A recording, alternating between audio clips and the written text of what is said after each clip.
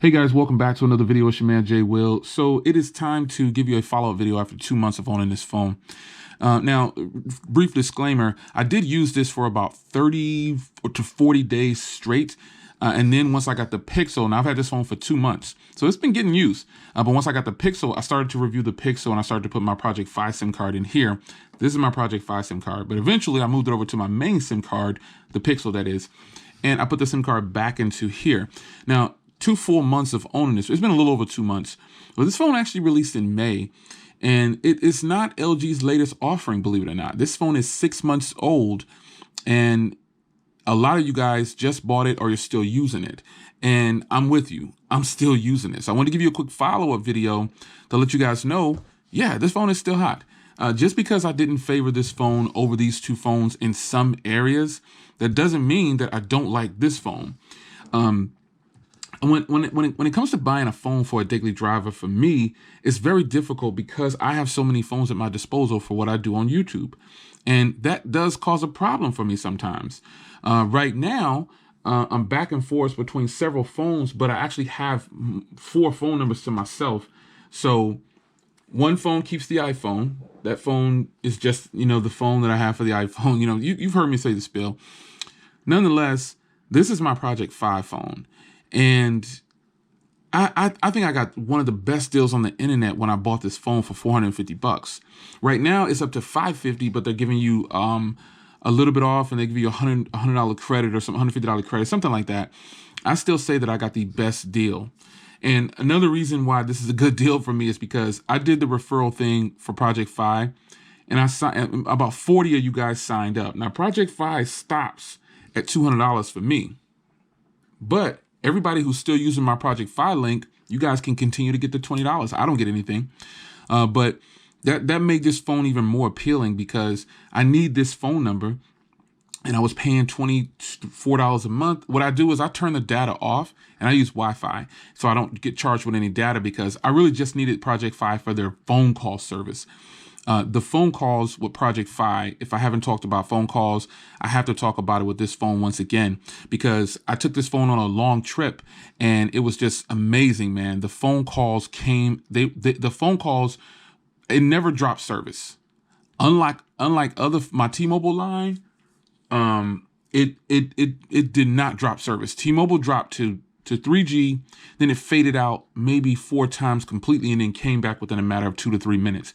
This phone jumped from Sprint to T-Mobile to US Cellular, I guess, or whatever the other carrier is. Point is, I wasn't monitoring it, but it did say Sprint sometimes, and it was a steady flow of LTE. It was amazing, and I really enjoy it. And the phone is offering a lot. It's got something that a lot of phones don't offer, which is a headphone jack. And you get Type-C, but the shortcomings of this phone, after having it for this time, it's not the hardware, because you got wireless charging, a nice camera setup. And the cameras are okay now. They're good, but they're not as good as some of these other phones right here, just to be honest, in my opinion, depending on the setting. Like if I were to shoot a video right now with this setting, like what I'm doing right now with this phone, it wouldn't look too great. You know what I'm saying? Not compared to other phones that I have. You know what I'm saying? So the setting has to be right.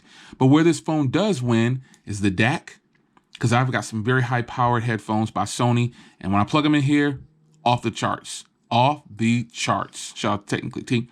Off the charts. They sound amazing. Also, the speaker setup on here, while it's not the best sound quality, it is a nice speaker setup. It's just not as good as some other phones. But that DAC is winning. That Type-C is winning. The build quality, winning.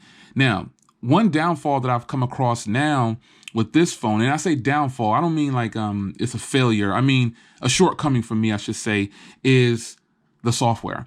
Now, you guys know that I like LG software, but lately, man, after using stock phones and then I got my Xiaomi phones, it just feels sluggish compared to the other phones. So, but you know what? All that aside, my battery life is still good. The screen is beautiful. The cameras do record. I like the gain, the audio gain and microphone gain that I get from this phone right here. So it's a nice phone. I owed you guys an update because I am using it, you know what I'm saying? But this is just my phone call phone. This is really what it's for. I didn't have to buy a G7. I could just grab any rinky-dink phone, you know what I'm saying, and put the SIM card in here. But I wanted a phone that was going to be really compatible with Project Fi, and I found it.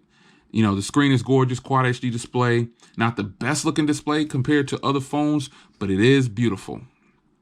I mean, this design is hot. This is still a winner. And if I get rid of this phone, I'm going to the V40. I use the V40's cameras in the store, and I know you can't gauge a lot from that. But folks, when I tell you, it's hot. The V40's cameras are hot. I might have to get that phone. It's your man, Jay Will. Just a quick discussion video, man. I was sitting here and I said, I owe these guys another video on the G7 because I am using it. But I just use it for phone calls now, pretty much, and internet emails and stuff like that.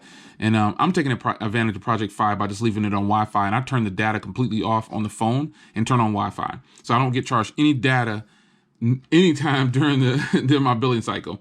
I'm just paying the $20 for unlimited talk and text, and that's what I need it for phone calls predominantly when I travel. So there it is. When I go to CES, I'll probably have this phone in my pocket because I'm going to need to be able to make phone calls. So it's your man, Jay Will.